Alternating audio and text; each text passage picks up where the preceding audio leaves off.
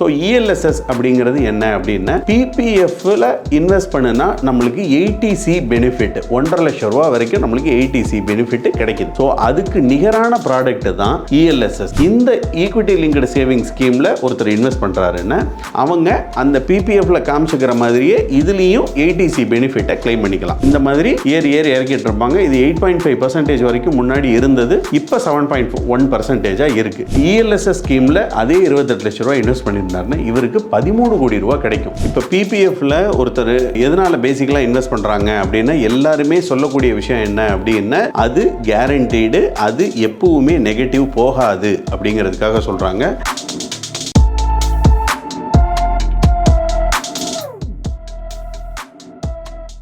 Wealth cafe நேயர்களுக்கு வணக்கம். என்னுடைய பேர் Subramanian, Phoenix investment services mutual fund distributor. இன்னைக்கு நம்ம பார்க்க போற டாபிக் வந்து PPF versus ELSS.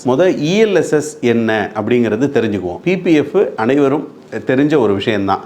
Public provident fund. இது போஸ்ட் ஆஃபீஸு அல்லது பேங்க்கில் நம்ம இன்வெஸ்ட் பண்ணுறோம். 15 வருஷம் ஒருத்தர் இன்வெஸ்ட் பண்ணணும். அதிகபட்சம் இன்வெஸ்ட்மெண்ட்டு 1.5 லட்சம் ரூபாய். இதை வந்து 15 வருஷத்துக்கு நம்ம எடுக்க முடியாத ஒரு ஃபண்டு. 15 வருஷமுமே லாக்கினாக தான் இருக்கும். மெச்சூரிட்டி எடுக்கும் பொழுது நம்மளுக்கு 100% என்ன மெச்சூரிட்டி இருக்கோ அது டேக்ஸ் ஃப்ரீ அப்படிங்கிறது நம்மளுக்கு தெரியும். இப்போ இஎல்எஸ்எஸ் அப்படின்னு வரும்பொழுது நிறைய மியூச்சுவல் ஃபண்டில் இப்போ நிறைய பேர் இன்வெஸ்ட் பண்ணிக்கிட்டு இருக்காங்க. அவங்க இன்வெஸ்ட் பண்ணும் பொழுது அவங்களுக்கு ஒரு குழப்பம் ஒன்று வரும். இது என்ன ஃபண்டு, அது என்ன ஃபண்டு, இண்டெக்ஸ் ஃபண்டுன்னு சொல்கிறாங்க, நிஃப்டி 50 சொல்கிறாங்க, லார்ஜ் கேப் சொல்கிறாங்க, ஸ்மால் கேப் சொல்கிறாங்க. இஎல்எஸ்எஸ்ன்னு நீங்கள் இப்போ புதுசாக வேறு ஒன்று கொண்டு வந்து சொல்கிறீங்க. இப்படிங்கிறது ஒரு குழப்பமாக இருக்கும். ஸோ இஎல்எஸ்எஸ் அப்படிங்கிறது என்ன அப்படின்னா பிபிஎஃப்ல இன்வெஸ்ட் பண்ணுனா நம்மளுக்கு 80C பெனிஃபிட் 1.5 லட்சம் ரூபா வரைக்கும் நம்மளுக்கு 80C பெனிஃபிட் கிடைக்குது. ஸோ அதுக்கு நிகரான ப்ராடக்ட் தான் இஎல்எஸ்எஸ், அதாவது equity linked saving scheme.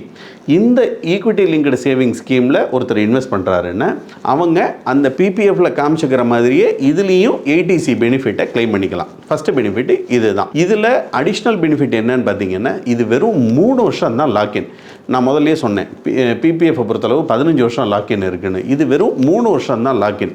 So 4வது வருஷம் ஒரு எமர்ஜென்சி தேவை அப்படின்னு சொன்னால் இந்த ஃபண்டை நம்ம எடுத்துக்கிறதுனாலும் எடுத்துக்கலாம்.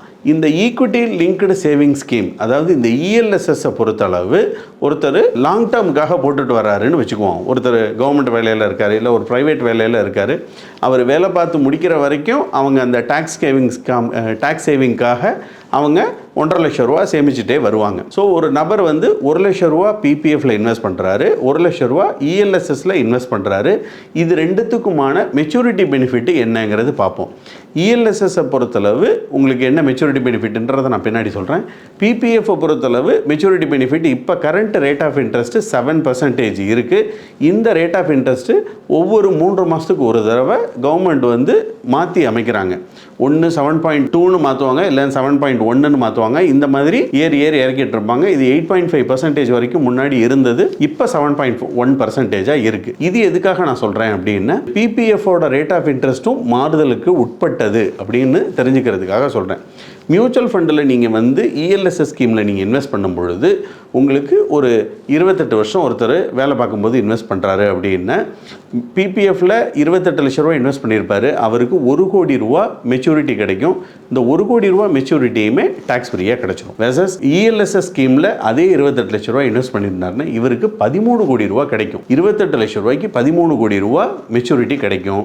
இந்த 13 கோடி ரூபாவில் அவர் கேபிட்டலாக கட்டின 28 லட்சம் ரூபாயை கழிச்சா கூட பாக்கி 12 கோடி ரூபாய்க்கு 10% கேபிட்டல் கெயின் 1 கோடி ரூபா போனாலும் அவருக்கு பாக்கி இருக்கிற 11.5 கோடி ரூபா முழுக்க அவருக்கு ப்ராஃபிட்டாக தான் இருக்கும். அதனால பிபிஎஃப்பை விட இஎல்எஸ்எஸ் ஒரு லாங் டேர்மில் நீங்கள் பார்த்தீங்க அப்படின்னா ஃப்ளக்சுவேஷன்ஸ் இருந்தாலும் லாங் டேர்மில் அது வந்து அதிகமான லாபத்தை தரும் அப்படிங்கிறது தான் நம்ம புரிஞ்சுக்கணும். ஸோ இப்போ நீங்கள் தான் முடிவு பண்ணணும். பிபிஎஃப் அப்படிங்கிற ஒரு கேரண்டி இல்லை, இருந்தாலும் ஒரு கவர்மெண்ட் ஸ்கீமில் நம்ம இன்வெஸ்ட் பண்ணணுமா, இல்லைன்னா ஃப்ளக்சுவேட்டிங்கில் இருந்தாலும் லாங் டேர்மில் அதிகமான லாபத்தை தரக்கூடிய இஎல்எஸ்எஸ் ஸ்கீமில் நம்ம இன்வெஸ்ட் பண்ணணுமாங்கிறத நீங்களே முடிவு பண்ணிக்கோங்க. இப்போ பிபிஎஃப்ல ஒருத்தர் எதனால் பேசிக்கலாக இன்வெஸ்ட் பண்ணுறாங்க அப்படின்னா எல்லாருமே சொல்லக்கூடிய விஷயம் என்ன அப்படின்னா அது கேரண்டீடு, அது எப்பவுமே நெகட்டிவ் போகாது அப்படிங்கிறதுக்காக சொல்கிறாங்க. அது முற்றிலும் உண்மைதான். இப்போ ஒரு கம்பேரிசன் பிரகாரம் பார்த்தோம் அப்படின்னா ஒருத்தர் பிபிஎஃப் ₹1,00,000 கட்டுறாரு, இஎல்எஸ்எஸ் ₹1,00,000 கட்டுறாருன்னா 2வது வருஷம் பார்த்தீங்கன்னா பிபிஎஃப்ல கட்டின ₹2,00,000 பணம் வந்து ₹2,12,000 இருக்கும்.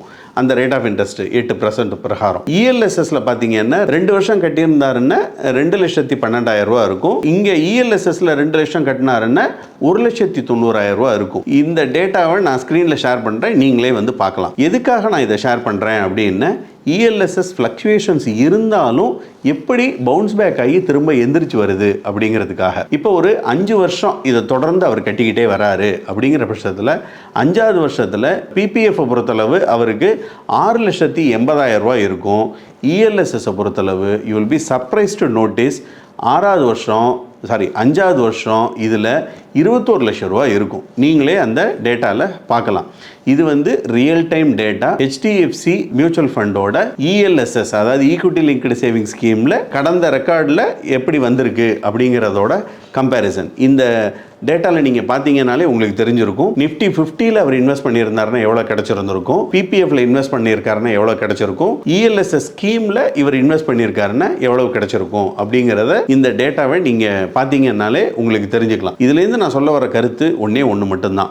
இஎல்எஸ்எஸ் ஃப்ளக்சுவேஷன்ஸில் இருந்தாலும் ஒரு நீண்ட காலத்தில் வரும் பொழுது பிபிஎஃப்பை காட்டிலும் பன்மடங்கு உங்களுக்கு லாபத்தை ஈட்டி தரும் அப்படிங்கிறதுக்காக தான். கேரண்டிங்கிற ஒரு வார்த்தைக்காக நம்ம இழக்க போகிறது சில கோடிகளா அப்படிங்கிறத நேர்களான நீங்கள் தான் முடிவு பண்ணணும். இப்போ நான் உங்களுக்கு ஸ்க்ரீனில் ஷேர் பண்ணியிருக்கிற டேட்டா மாதிரி இஎல்எஸ்எஸ் ஸ்கீம் அப்படிங்கிறது ஏதோ இப்போ நம்ம பேசுகிறதுனால சமீப காலமாக வந்தது அப்படின்னு சொல்லி தப்பாக நினைக்க வேண்டாம். கடந்த 25 வருஷமாகவே இஎல்எஸ்எஸ் ஸ்கீம்ஸு இருந்துட்டு தான் இருக்குது. இதை பற்றின அவேர்னஸ் நிறைய மக்களுக்கு இப்போ தான் தெரிய வர ஆரம்பிக்குது. மேலும் அவங்களுக்கு தெளிவுபடுத்தணும் அப்படிங்கிறதுக்காக தான் இந்த விவரத்தை இன்னும் கொஞ்சம் இலாபரேட்டாக நம்ம இப்போ பேசியிருக்கோம். இஎல்எஸ்எஸ் அப்படின்னு சொல்லிட்டு நீங்கள் கூகுளில் போய் சர்ச் பண்ணிங்கன்னாலே, இல்லைன்னா உங்கள் பக்கத்தில் இருக்கிற ஒரு மியூச்சுவல் ஃபண்ட் டிஸ்ட்ரிபியூட்டர்கிட்ட நீங்கள் கேட்டிங்கன்னாலே அவர் இதை பற்றி உங்களுக்கு டீட்டெயில்டாக உங்களுக்கு விளக்கங்கள் சொல்லுவார். இன்றைக்கி நம்ம பார்த்தது இஎல்எஸ்எஸ் வெர்சஸ் பிபிஎஃப். இதை பற்றி டீட்டெயில்டாக நம்ம என்னென்ன சாதக பாதகங்கள் அப்படிங்கிறத டீட்டெயில்டாக நம்ம பேசியிருந்தோம். இது பற்றி மேலும் உங்களுக்கு ஏதாவது தகவல்கள் இல்லைன்னா கருத்துக்கள் இருந்ததுன்னா கமெண்ட் செக்ஷனில் நீங்கள் கமெண்ட் பண்ணுங்கள். அந்த கமெண்ட் செக்ஷனில் நீங்கள் பதிவு பண்ணுறதை வர வீடியோக்களில் தெளிவுபடுத்தி விட்றேன். நன்றி, வணக்கம். இந்த வீடியோ உங்களுக்கு பிடிச்சிருந்தா லைக் பண்ணுங்க, ஷேர் பண்ணுங்க, கமெண்ட் பண்ணுங்க. மறக்காம வெல்த் கஃபே தமிழ் சேனலை சப்ஸ்கிரைப் பண்ணிட்டு பெல் பட்டனை கிளிக் பண்ணுங்க.